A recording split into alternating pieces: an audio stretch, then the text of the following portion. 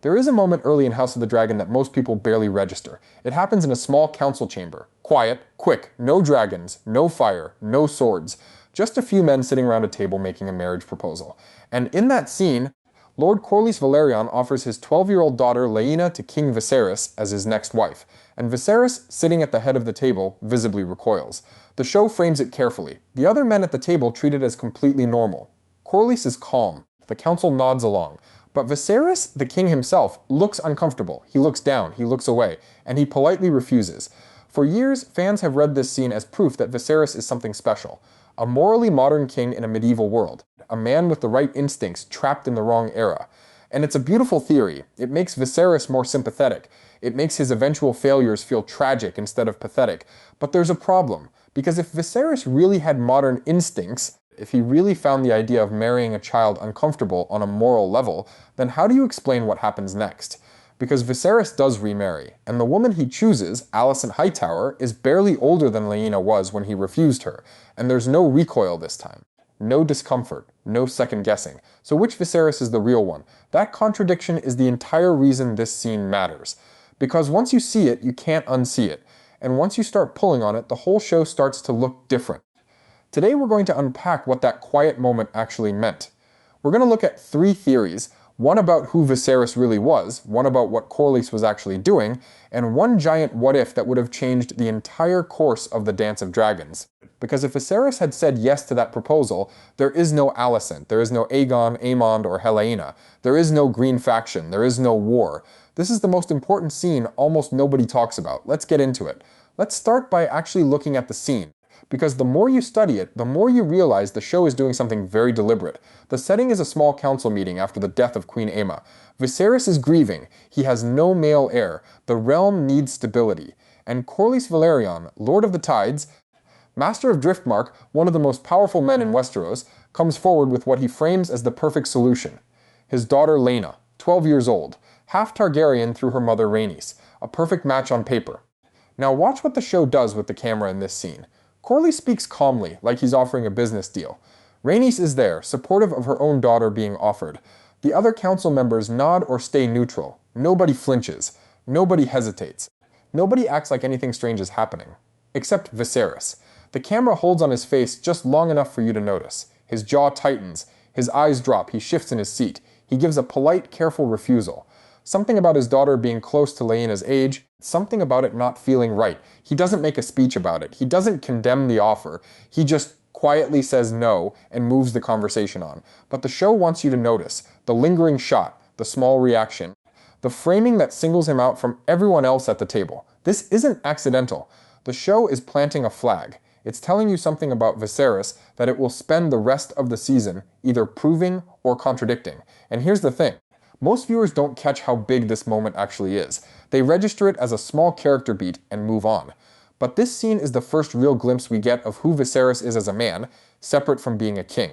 It's the first time the show says, this man has a moral line that the rest of his world doesn't share. Remember that, because it changes how you watch every scene that comes after. So let's start with the most popular reading, the one that makes Viserys look the best. The theory that Viserys is morally ahead of his time. In this reading, that small council scene is the show telling you something important about its main character. Everyone else at that table grew up in medieval Westeros, where child marriage was a normal political tool. Corlys is offering his daughter the way other lords might offer a piece of land. Rhaenys, who has lived her whole life inside this system, doesn't object. The council treats it as routine business. But Viserys reacts like someone from our world would react. With discomfort. With instinct. With a quiet sense that something is wrong even if he can't articulate it. He doesn't deliver a grand moral lecture. He doesn't need to. The look on his face does the work. And the show frames it as if his reaction is the correct one, like the audience and Viserys are the only ones in the room with modern eyes. This theory makes a lot of his later decisions make sense. Viserys is the king who hates war, the king who delays violence, the king who tries to bring his children together at family dinners, the king who refuses to be cruel even when his enemies would benefit from it, the king who looks at the world he rules and seems exhausted by how harsh it is. Under this theory, Viserys isn't a weak ruler. He's a modern man trying to govern a medieval kingdom. His values are out of step with his world. The realm needs a king who is willing to be brutal, and Viserys is constitutionally incapable of being that king. His failure isn't moral, it's structural. He was born into the wrong century. The Rhaenyra moment is the seed of that whole interpretation. It's the first time we see his moral instincts in action, and once you see it, you start to see it everywhere. His soft handling of his sons, his refusal to punish Daemon harshly, his attempts to keep Otto Hightower close even when he can see Otto is dangerous, his desperate clinging to peace even as the realm cracks around him. All of it traces back to the same root, a man who simply will not be as ruthless as his world demands. It's a beautiful theory. It turns Viserys into a kind of tragic hero, a good man losing a job that requires bad men. And then you remember Alicent. Because here's the part that breaks the whole theory wide open. Viserys does remarry, not long after the Rhaenyra proposal. And the woman he chooses is Alicent Hightower, a girl barely older than Rhaenyra was at the time of the original offer.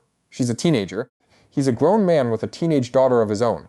Alicent and Rhaenyra are close enough in age to be best friends, and there's no recoil this time, no discomfort, no quiet refusal, no tight jaw or downward glance.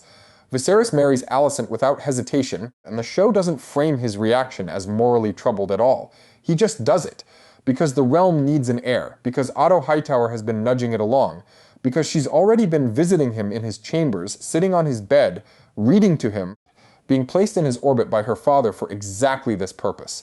So we have to ask the honest question, was Viserys actually uncomfortable with the idea of marrying a girl Rhaenyra's age? Or was he uncomfortable with that specific moment, the timing, the formality, the public proposal right after his wife's death? There are two real ways to read this contradiction. Let's go through both. The first reading is that the show is being inconsistent, that the Rhaenyra scene was written to give Viserys moral credit, and then the writers ignored that same logic when it came time to pair him with Alicent. Maybe they didn't think about it. Maybe they wanted the Rhaenyra moment to feel modern, but needed the Alicent marriage to drive the plot. Whatever the reason, this reading says the show wants to have it both ways. Viserys gets to look good in the small council scene, and then later marry a teenager without any of that goodness being questioned. The second reading is more interesting. It says the Rhaenyra moment wasn't really about morality at all. It was about Viserys himself. He had just lost his wife. He had just watched her be cut open and bleed to death so a baby could be ripped from her body. He was in the middle of one of the worst moments of his life. And Corlys walked into the council chamber before Aemma was even cold and offered him a 12-year-old as a replacement. Under this reading, Viserys' discomfort wasn't about Rhaenyra's age. It was about being asked to move on. About being expected to replace a wife he had just lost. About a man so deep in grief that the very idea of remarriage felt obscene, regardless of who the bride was. And by the time Alicent enters the picture months later, Viserys isn't grieving the same way. He's adjusted. He's tired. He needs an heir. Alicent is already in his life. The wound has scarred over. And so the same kind of marriage that horrified him before now happens easily, because the emotional context has completely changed. Both readings are valid.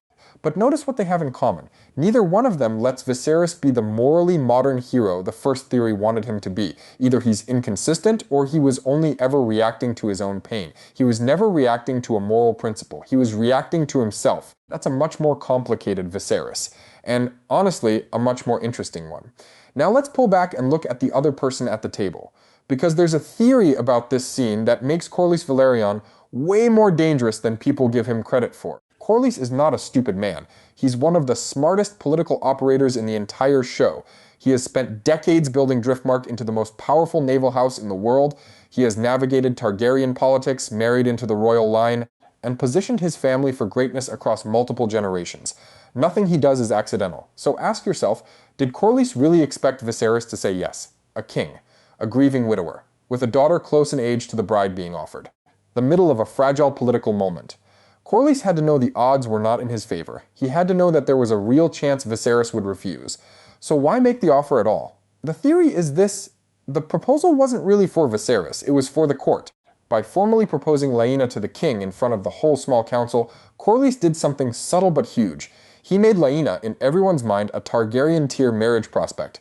From that moment on, every lord in Westeros knew that Rhaenyra Velaryon was the kind of bride who gets offered to kings. She wasn't just a Velaryon daughter anymore, she was royal grade, and once that's established, all of Corlys' options open up. If Viserys says yes, great, his daughter is queen. If Viserys says no, fine, because now the entire family knows Rhaenyra belongs in the royal line, and the next available Targaryen prince becomes the target. And that's exactly what happens. Years later, Rhaenyra marries Daemon Targaryen, the king's brother, the most volatile, dangerous, dragon-riding member of the royal family. Corlys gets his daughter into the Targaryen bloodline anyway, just through a different door. Under this theory, Corlys didn't lose the small council moment. He won it. He set up a long game that paid off years later. The refusal didn't damage his ambitions, it just rerouted them. And it gets even better, because once Rhaenyra marries Daemon and has children, those children, Baela and Rhaena, become two of the most genetically pure Targaryens in the entire main cast. 3/4 dragon blood, as we talked about in the last video. Corlys didn't just get his daughter into the royal line, he got his grandchildren into the royal line in a way that would have been impossible if Viserys had simply said yes and given him a queen. The Rhaena scene isn't Corlys failing. It's Corlys setting up a chessboard that takes 10 years to fully play out. He's always 5 moves ahead. He just lets the other players think they made the choices. Now we come to the big one, the hypothetical that makes this whole topic explode. What if Viserys had said yes? Just pause and think about how many things change. Because if Viserys accepts the Rhaena proposal, the entire show transforms. First, there is no marriage to Alicent. None. The relationship that defines the entire political landscape of House of the Dragon simply does not happen. Otto Hightower spends his life as Hand of the King, but he never gets the foothold he needed. He doesn't have a daughter on the throne. He doesn't have grandchildren in the line of succession. He becomes powerful, but he never becomes a kingmaker. Second, there is no Aegon. No Aemond. No Rhaenyra. The 4 Hightower children who eventually become the Green faction simply do not exist. The whole foundation of the Civil War just isn't there. There's no rival claimant to challenge Rhaenyra. There's no second royal family hiding in the shadows. The future of the realm has one direction, not 2. Third, Rhaenyra would almost certainly have children with Viserys, and here's where it gets interesting, because we don't know how Viserys would have handled that situation. Does he still name Rhaenyra heir? Or do Rhaenyra's sons, who would be male Targaryens, supersede her?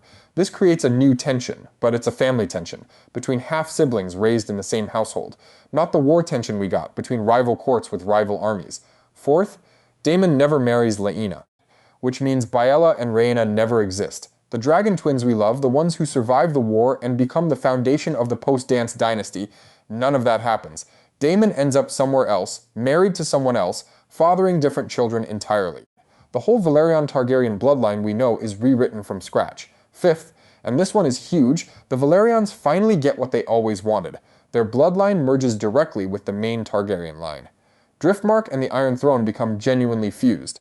Corlys' dream of his family being the equal of the Targaryens finally comes true, not as the second branch, as the same branch. Sixth, the Dance of Dragons almost certainly doesn't happen, or if it does, it happens in a completely different shape. The political fault lines that caused the war just don't exist anymore. There are no greens and blacks, there are no rival courts. There might still be disputes about succession, but those disputes are inside one family, not between 2 of them. This is the alternate House of the Dragon, the version we never got, a show where the central tragedy is reshaped from the ground up because of one yes instead of one no, and it all hinges on a 5-second reaction in a small council scene that most viewers don't even remember. So let's bring this all together. Why did Viserys say no, and why does it matter so much? Whatever his reason, modern morality, personal grief, simple discomfort with the timing, Viserys made a choice in that moment that shaped everything that followed. He refused a marriage that would have changed his dynasty. And then, just months later, he accepted a marriage that quietly destroyed it. And that's the real Viserys. Not the modern man, not the medieval king, something in between. A man who makes decisions based on his own emotional state at any given moment, not based on what the realm needs. He refused Rhaena because he wasn't ready. He accepted Alicent because he was lonely. He named Rhaenyra heir because he loved her. He kept Otto close because he hated confrontation. Every major choice Viserys makes traces back to his own internal feelings, not to the kingdom he ruled, not to the future he was supposed to protect. And honestly, that's a very human way to live. Most of us make decisions the same way. We do what feels right in the moment based on where we are emotionally. But most of us aren't sitting on the Iron Throne. Most of us aren't deciding the future of an entire continent. When you're a king, personal feeling becomes a kind of poison. Every decision you make affects thousands of people you'll never meet. And Viserys was never able to separate himself from his own emotions long enough to see that.